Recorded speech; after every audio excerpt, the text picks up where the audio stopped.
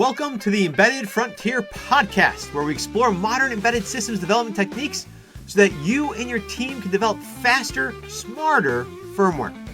I'm your host, Jacob Beningo, founder of Beningo Embedded Group, the Embedded Software Academy, and co-founder of the Embedded Online Conference. Today's episode is From Patch and Pray to Proactive, Modernizing Embedded Security. Now, today's episode is brought to you by RunSafe Security. Now, for many of us embedded software developers, security is one of those things that's, let's be honest, is the last thing on our list, right? We have so many other things to worry about. How do we get our drivers up and running? How do we get that open source middleware properly integrated into our system? We've got IoT connectivity stacks. We've got brand new microcontrollers. We've got neural networks, AI. There's a lot of stuff for us to worry about, right?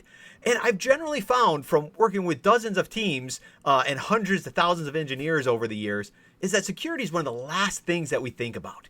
In fact, most of the time we're thinking, ship the product, we'll worry about security later. And as it turns out, taking that reactive approach to security just isn't something that we can do in today's development cycles.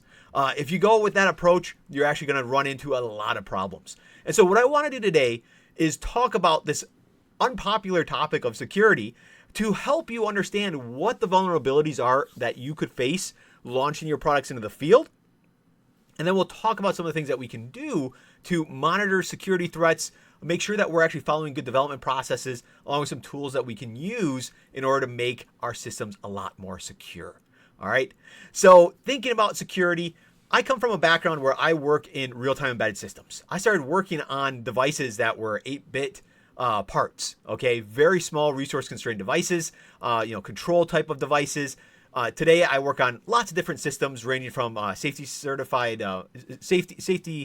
critical devices, such as medical devices or turbine controllers. I work a lot in space systems and defense, kind of a wide range of activities, everywhere from testing to industrial controls.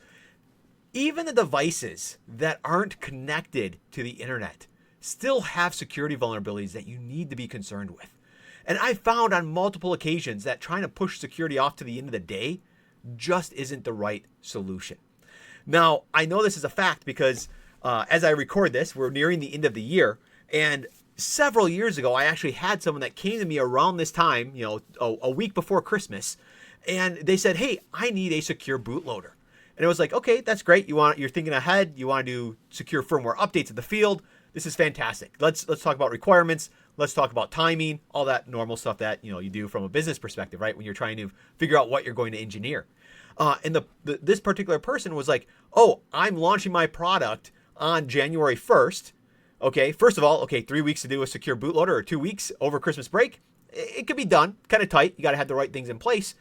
But what it turned out was that as I dug into the project, they didn't have the right microcontroller. They didn't have the right hardware components in place, or even the software, the software infrastructure to properly put into place a security solution.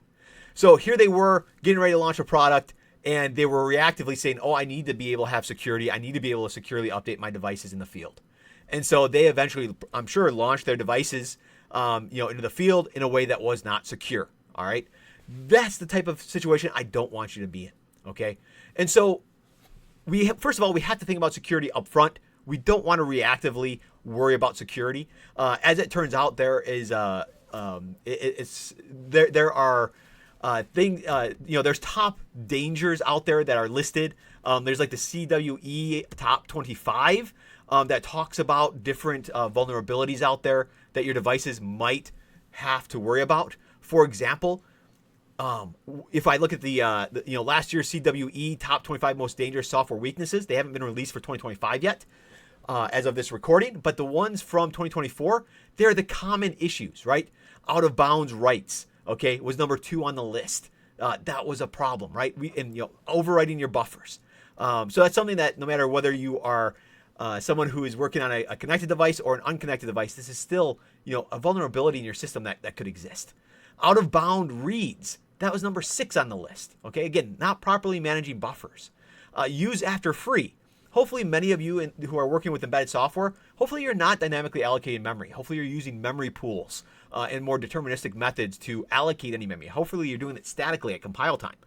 But there are plenty of embedded Linux type based systems out there that, again, using something after you freed it when you're using dynamic memory allocation. That's just an example of 3 areas right there that could affect us as embedded software developers from the top 10 list. Okay, so these are dangerous software weaknesses that we have to be aware of, and we can't just fix these things late in the development cycle. All right. So when we think about these top 25 issues, what I want to start out with this podcast doing is discussing what some of the risks are. If you don't think about security up front, what are some of the problems that you could actually could you actually encounter? Well, first of all, memory exploits are one of the top ones, right? And as you just heard, some of those in the top 25 list and make it into the top 10, these are all issues that mostly relate to memory exploits, okay? At least the ones that I mentioned. Now, embedded devices, they are vulnerable to memory-based attacks, all right? In fact, they are the most common type of attack that you'll find on your embedded device, things like routers or whatever the device happens to be. Oftentimes what attackers are trying to do is they are trying to overflow the buffer or use after-free errors to be able to cause stack overflows, be able to inject code, and get access to the system and even secrets that are on it, okay? And so because of these memory vulnerabilities, we need to make sure that we're thinking ahead, right? There's different ways that we can protect against these types of vulnerabilities. First of all, for some of you who are maybe starting with a brand new product line, you could switch to a memory safe language, okay? You could use a language like Rust. Now, in the embedded system space, Rust isn't super popular yet. It's something that a lot of us are watching. And if you have legacy code, switching to Rust may not be the right approach. Since it's still a newer language and there aren't as many people using it right now, it might be hard to find developers who can use Rust and develop embedded software. Even though something like 14% of the Rust user base are actually embedded developers, okay, which is kind of cool. But okay, so let's say we can't switch to Rust. What are our other options? Well, certainly if you're using C or C++, C++ has lots of capabilities that we can leverage for protecting memory. Even though, if you look at the marketing out there, they'll tell you C++ is an unsafe language, right? But the fact of the matter is there are techniques using C++ that you can have great memory safety as well, all right? So don't let the marketing hype point you away from that direction. Maybe you're using C. 65% of us are still using C as our main programming language. In that type of situation, we just need to make sure we take a more active approach to looking at how we use buffers, okay? One example of something that you can do, instead of just creating an array and allowing a function to go ahead and just write to it and potentially overwrite it, create a smart buffer. What's a smart buffer? Well, all you need to do is actually create a structure, include the array, and the length of that array. Then you can treat that structure as an object, and anything that operates on that array, you can have additional code that goes through and checks for boundary conditions, make sure that you have proper wraparound, rollover, or that if the buffer's full, it just provides errors saying, sorry, we're at the end of this buffer. You can manage it a lot better that way. And there are certainly libraries out there that allow you to do that, but using AI today, you probably could generate your own extremely quickly and have a really good, robust module, unit test cases and all, okay? So memory exploits, these do tend to be the highest vulnerability that we think about first when we're developing embedded systems, okay? And obviously, the attackers are going to exploit these in order to try to gain unauthorized access to our device, execute malicious code, or even disrupt the device functionality. If you actually pay attention to what's happening in the security world and kind of look at some of the news that's happening, you'll actually see examples of this all the time. It's not just that you are worried about someone in their basement, some college student who's maybe, running some scripts or trying to have some fun. There are actually heavily funded and well-organized organizations out there that are specifically targeting infrastructure and trying to hack devices to gain advantages of either data or just being able to disrupt the normal operation of these devices at a given point in time. An example of this is Volt Typhoon. They're actually a Chinese nation-sponsored hacker group that has been detected, and it's well documented, that they've actually been trying to target U.S. infrastructure. They've been trying to gain access to, our water facilities, our grid, important things like internet infrastructure, right? And it's not that they're necessarily going to, they might be looking for data, but they're looking for ways that if there were ever a confrontation between, let's say, the United States and China, they're looking for ways to essentially distract us, right, by breaking infrastructure, having problems at home that allow us to focus in those areas, okay? So you might be saying, well, Jacob, the devices I use, they're not of national security concern. But at the same time, simple things that you might consider to be, just, a device that you wouldn't worry about normally could suddenly become something that is used to do some type of attack, whether it's creating botnets, whether it's stealing people's data, or something else. When I teach security classes, I often ask people in the class, what is the most dangerous device you have to be concerned with? And people will come up with all kinds of interesting ideas of the devices. And then I move to the next slide. And what do you think I consider the most dangerous device to be? That $20 coffee maker that you can buy, at any Walmart or low-cost store. And you might be saying, well, why would you consider that to be a threat? It's just a coffee pot, right? But how much security do you think goes into a coffee pot that you can buy for $20 that's internet connected and has the ability for you to schedule it online and do all kinds of stuff, right? That's probably Chinese made, Chinese manufactured. Not to pick on China, of course, but it could be any third party that's manufacturing these things, right? From who knows where. And if you think about that, that probably has a vulnerability there, not just to maybe inject code, steal data, gain access to networks, but you also might have the opportunity there to create botnets.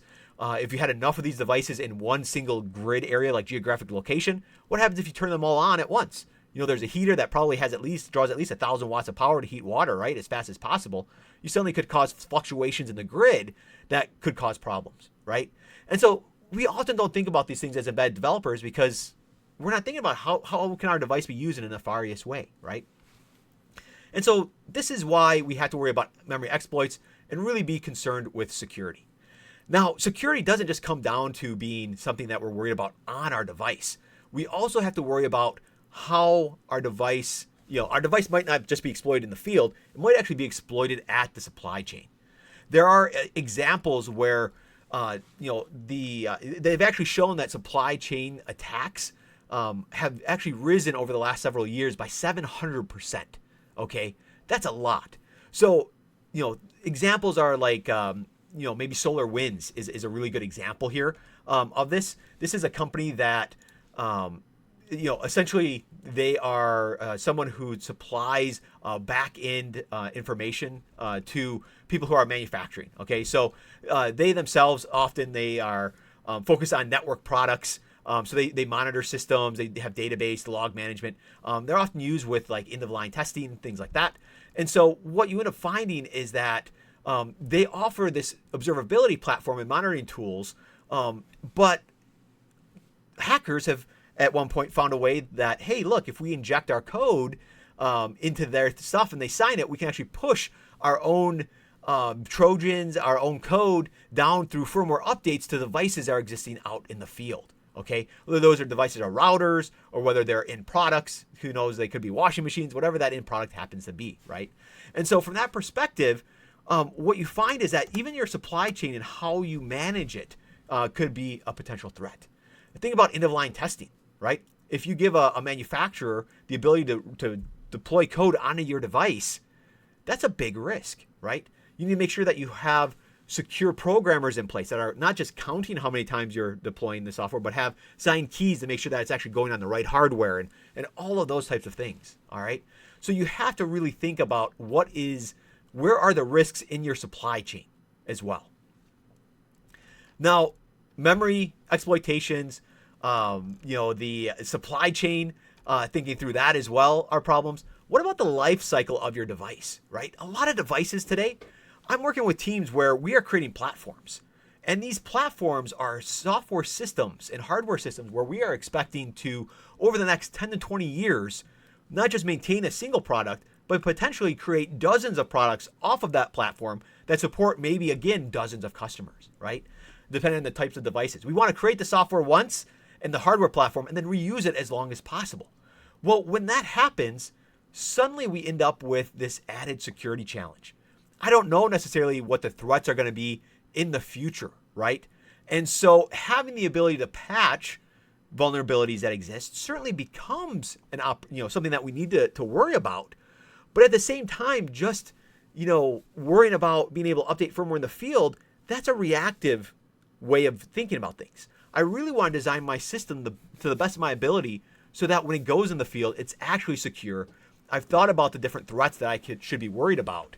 And then from there going forward, I might need some patching, but I really want to proactively think about what those threats and vulnerabilities are and put the systems in place to protect my devices. Okay. And that is thinking through the entire life cycle. That's thinking about how developers actually have access to hardware and how we develop software, keeping with security in mind, how we get to our supply chain, how we update software for our customers. It's even how do we take our products in the field when they are no longer going to be used? How do we discontinue them? How do we make sure that they are properly removed from the field in such a way that they don't become a potential security threat in the future? All right. And so thinking through that whole lifecycle management of your device is absolutely critical because lifecycle issues certainly and vulnerabilities do exist. All right. And oftentimes the system might go out in the field and no one may be aware of a vulnerability for years until some exploit is learned. All right. So lifecycle wise, some of the things that I recommend people do is that we think about upfront, do a TMSA, do a threat model security analysis that allows you to look at your device, identify what the important critical pieces of data are that you need to protect.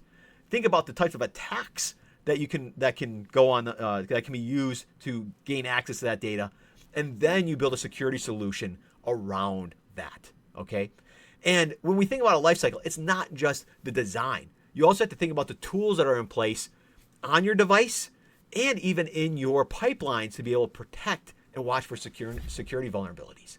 So for example, you want to make sure that you've written your code in such a way that certainly doesn't have exploits, right?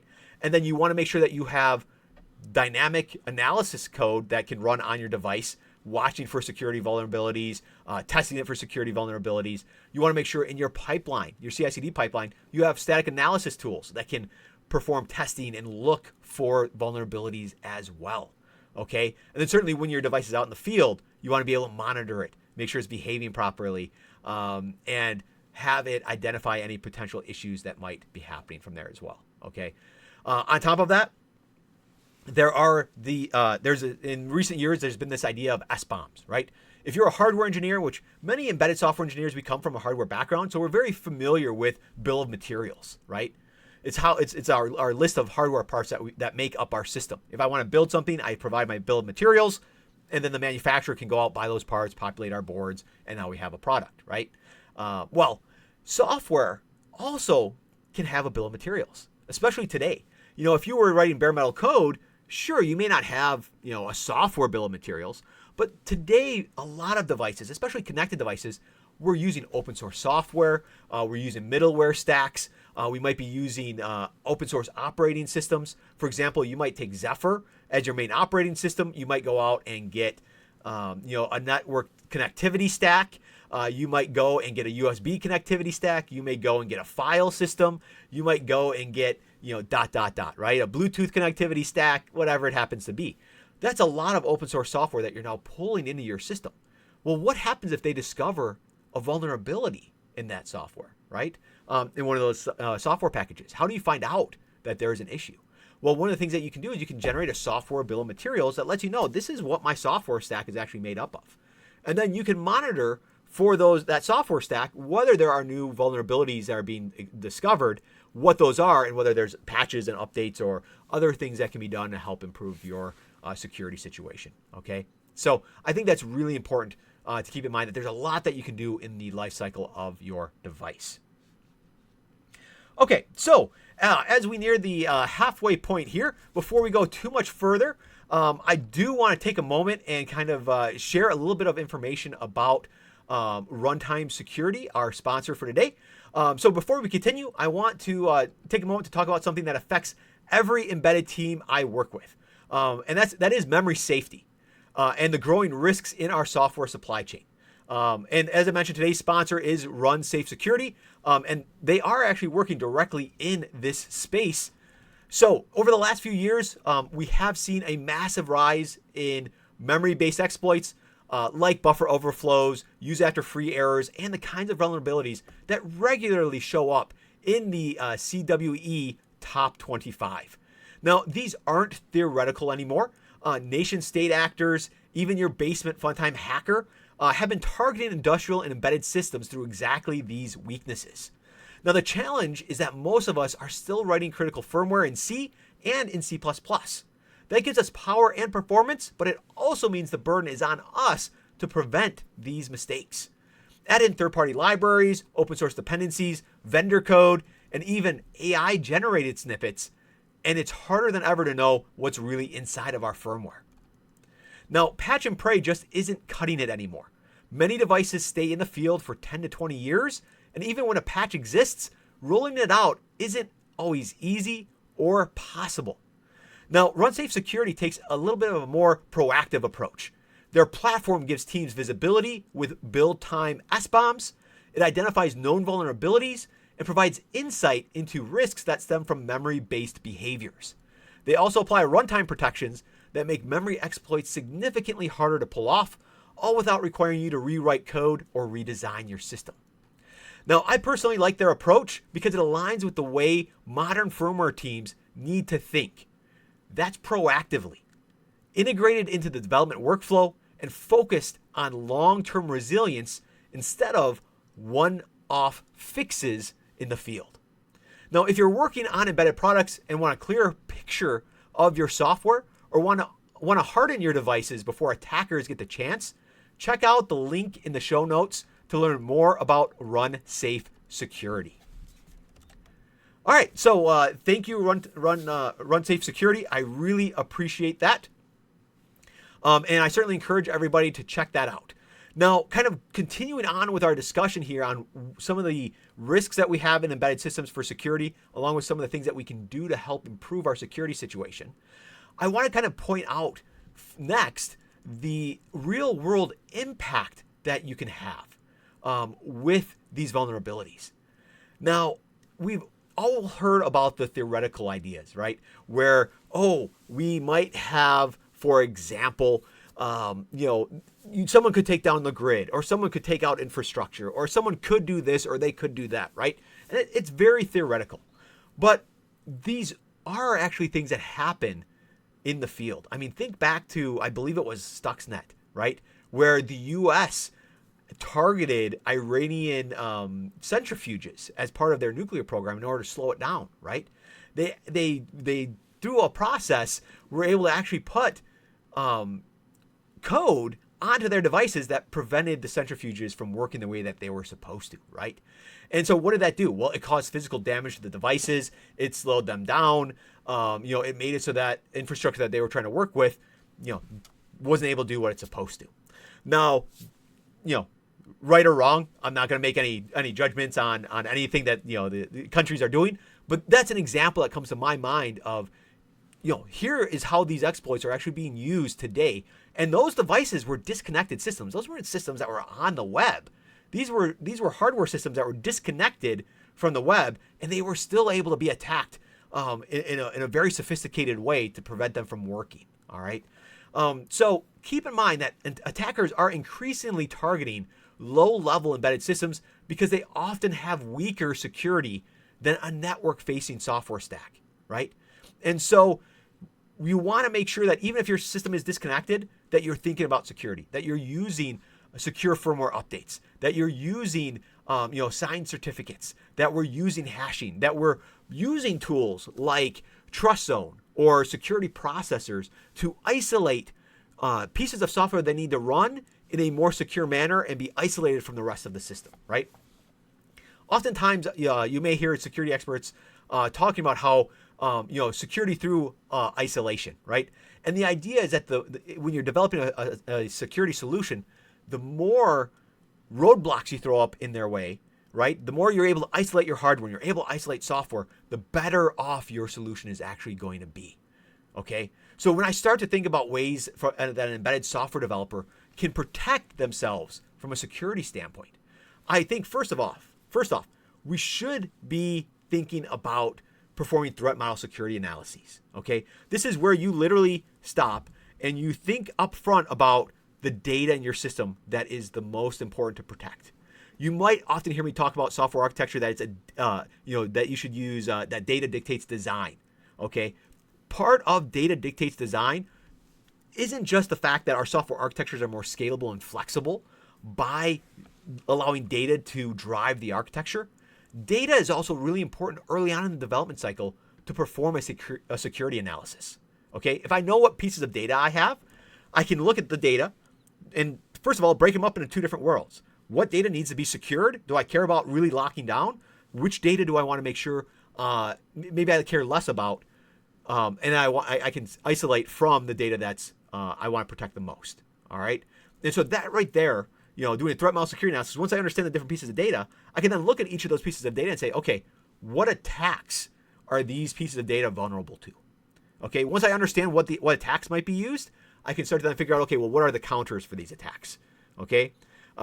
So keep that in mind. Certainly doing TMSA it's not a silver bullet, but it'll help you start to understand what the security options are, what your security requirements are, the priorities, and how you might need to architect your system. Okay.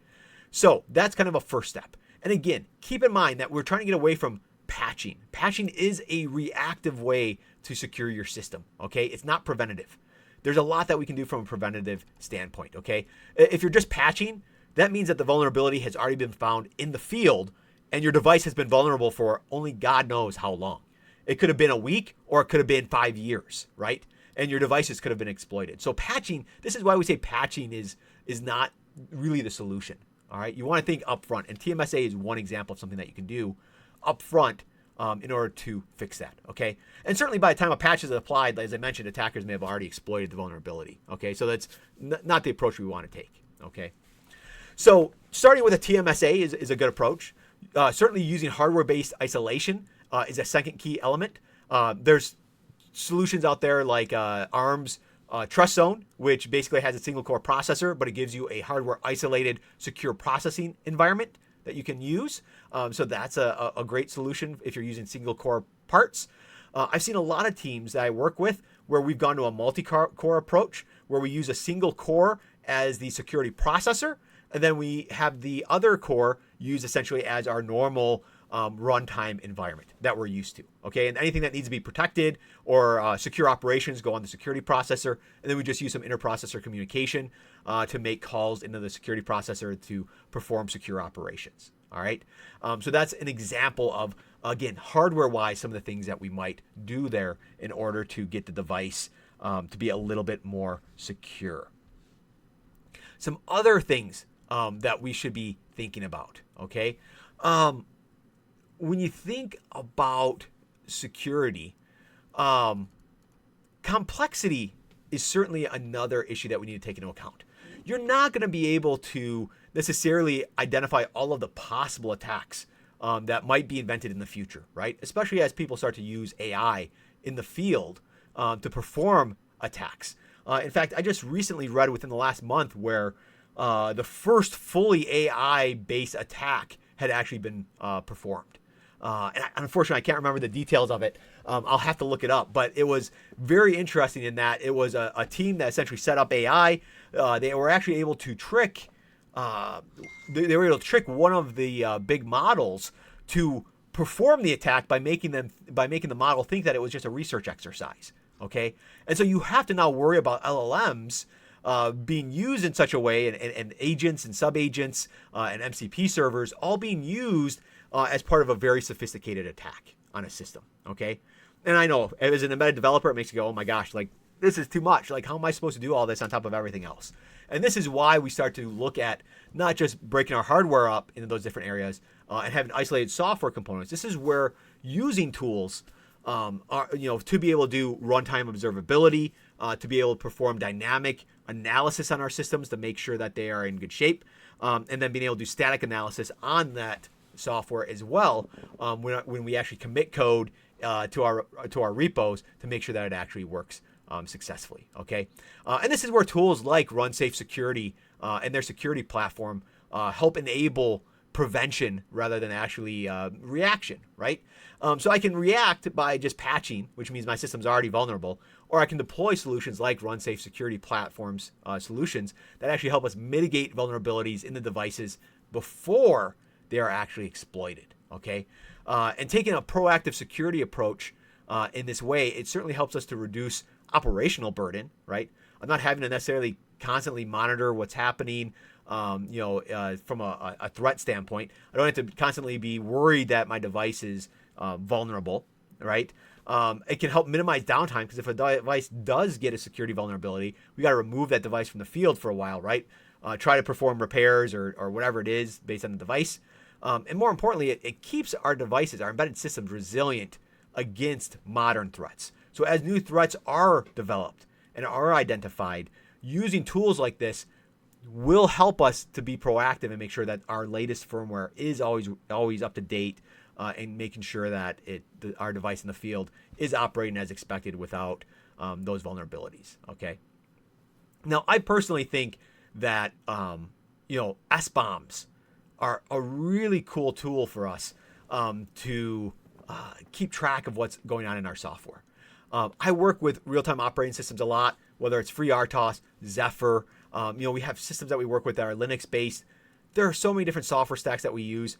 An SBOM, a software bill of materials, like we talked about a little bit earlier, I think is just a fantastic tool for us to be able to leverage and gain greater visibility into our software components. And one of the things that is cool about RunSafe security is that they do have tools that allow you to generate that SBOM so that you can see what on earth is in your software. And when you know what's in your software, it allows you then to monitor a little bit better what's happening with the security landscape to make sure that your devices stay protected in the field. All right. So there's a lot from that perspective that we can do, as far as monitoring our systems and, monitoring our systems in the field, performing threat model security analysis, make sure we have the right hardware in place, make sure that we're using strong cryptography, and certainly following all of the modern security best practices that we should be following on a day-to-day basis. All right. And so when I start to think about security and where we are going as an industry, we have things like the CRA in Europe that is forcing us to think about security. So not only are we used to developing our system and kind of saying, oh, well, security is something we'll worry about later. Today, we also have additional regulations that we need to make sure that we're following as well. Okay, so putting in place a good safety security process, following things like ARM's platform security architecture is a great way to ensure that your software and your hardware and your product in the field actually stay secure. And again, I would recommend that all of you check out some of the solutions that you can find that are out there from RunSafe Security. I've kind of investigated their RunSafe security platform. I find it to be something that's extremely intriguing, very interesting. I have put the details in the show notes, so check them out. If you're worried about security, it doesn't hurt to always go and investigate what solutions are out there to help you secure your systems. Because let's be honest, at the end of the day, you're interested in getting your product out there. You're interested in solving your customers' problems. You're interested in writing software and doing all the cool stuff that we do as embedded software engineers. Security isn't something that you want to devote a lot of your mental CPU power to, right? So why do that? Why not go out and get the tools that you need to be able to successfully deploy a secure solution so that you can focus on innovation and getting your product to market in a safe and secure way for your customers? Okay, so those are some of my thoughts about this idea of patch and pray, and how we can modernize embedded security in our field today. And so some takeaway actions for you. First of all, make sure that you are performing threat model security analyses. Make sure that you are safely writing your code.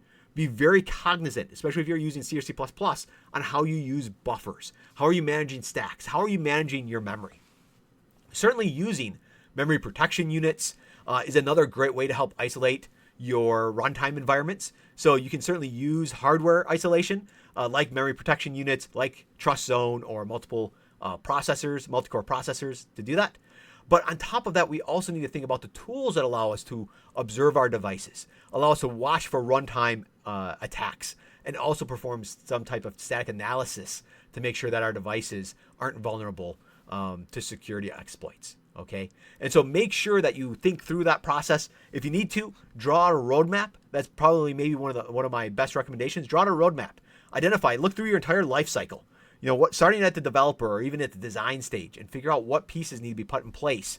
And then think about at each stage, what tools do I need to enable me to secure my device along that entire device lifecycle process.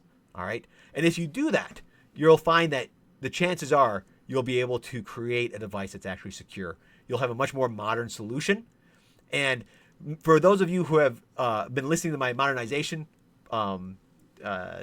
podcasts and some of the other work that I do between my blogs and some of the consulting I do, we've been talking about a 7-step process for modernization, where I've talked about how you need to modernize your build system and your architecture, your DevOps platforms, use simulation. You need to modernize your AI and ML usage. You need to modernize the culture, the practices that you use to develop firmware.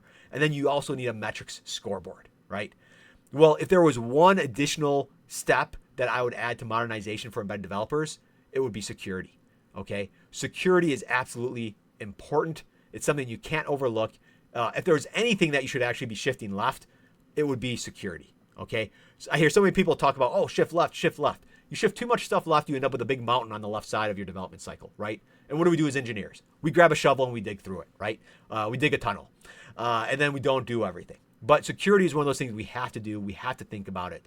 And so get the right tools, get the right processes in place.